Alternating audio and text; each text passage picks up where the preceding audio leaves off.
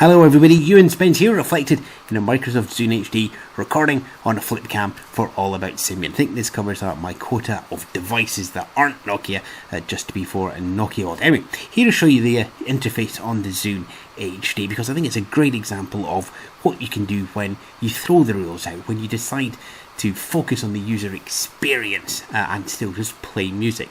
The full article back on the website, www.allaboutsymbian.com, will give you a more idea of what I'm talking about, but just it's much easier because of the whizzy graphics and everything, just to show you. Here's the nice sedate screensaver. You can just swing up here and we have our main menu: music, video, pictures, and radio.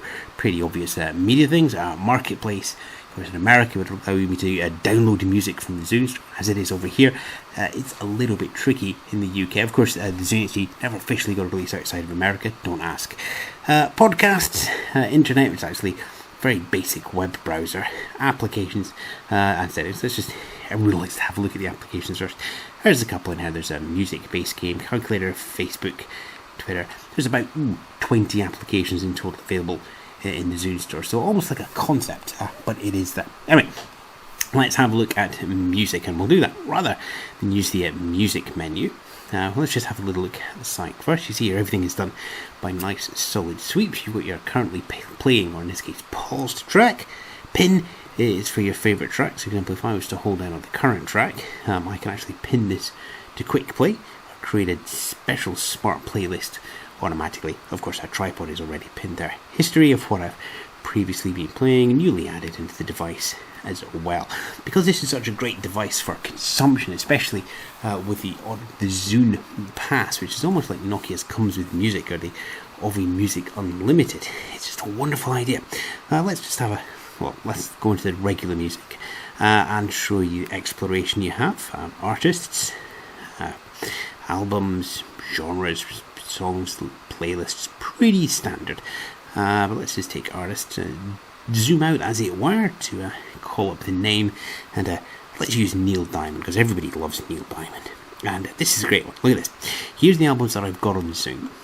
Marketplace discovery. One tap immediately shows me everything else that's in the Zune store that I could download, but also it shows me what's not in the Zune store, but it's actually part of the discography of Neil anyway. What a lovely touch. You can search an album. We've swung through his biography here. It's quite useful in the pub if you want to know a little bit more about the singers. Not as useful as you might think for the stuff that you've just downloaded off your stuff, but you can actually have the Zune top up and fill up its own space randomly. If that smart DJ mix you saw earlier, you can actually tell it to mix some things on the Zune, or to go off to the store and download things automatically because you're on all you can eat. We also have, in terms of exploration, we have it not moving to the side. There we go. Related artists: Billy Joel, Barry Manilow, Paul Simon, Cat Stevens, Paul Williams, people I just about barely recognise. And then we go back to the album list, so we can carry on exploring. Billy Joel, not connected, goes online. There is Wi-Fi, and it shall hopefully tell me a little bit about this man called Billy Joel. His greatest hits albums are available, and there's none on my device. And if I'm not quite sure who he is, well, let's have a delightful picture of Billy. That probably looks from the late 70s. Quite nice there. So in terms of discovery and finding out things about music, it's a wonderful, wonderful device. And as you can see here, it's really smooth in navigating a device. For example, if I go to a playlist, call up my playlist for guitar rock, various groups and bands, let's just stop at one at random. It's Hotel California. We can swing back. Let's just pull up Kaiser Chiefs again. Let's press play on that, and we have the album art, navigation. Picture in the background means that I know that there's more information about them. Bang, wing, swoop, everything comes through in the background. Look at that. And at the same time, we've got a video on here as well. So let's just call up this massive swooping. There we go. A little bit of the Doctor. Little tap brings up our menu bar. It's just, look, it is still your basic tree formation. You still got albums, artists, playlists, and songs. It is basic tree, but it's rather than just fingers of trees. It's interconnected. You can jump between the levels. Podcasts, again, that same basic look. You can have a look at the podcasts, tap on them, you have them all coming up through. It just is a lovely, lovely experience. I mean, if you want to do shuffle, look, just press play. Shuffle's on the front. Want to move something, I'm going to possibly get embarrassed by some of the tracks that are going to be showing up here. Just a quick slide between there. Find someone that you want to find a little bit more about. Who's this Robbie Williams track? Little tap.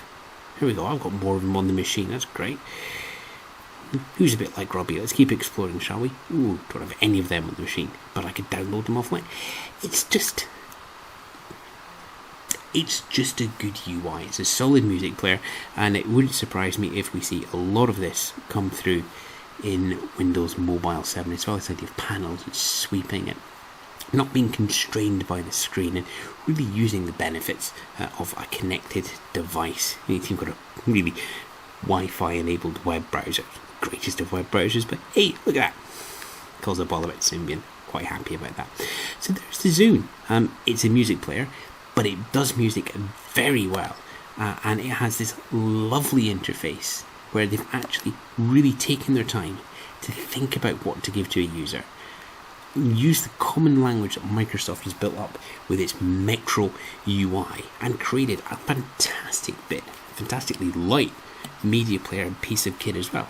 Also, which doesn't have the word Microsoft anywhere on it. The closest you have is just in tiny writing, "Hello from Seattle." It's the Zune. It's a lovely example of what you can do with a UI. Does it make me want to listen to more music? Yes. Does it make me want to pick up and play with the phone? Yes. Does it change the functionality of a portable music player? Well, no. But I'll tell you one thing.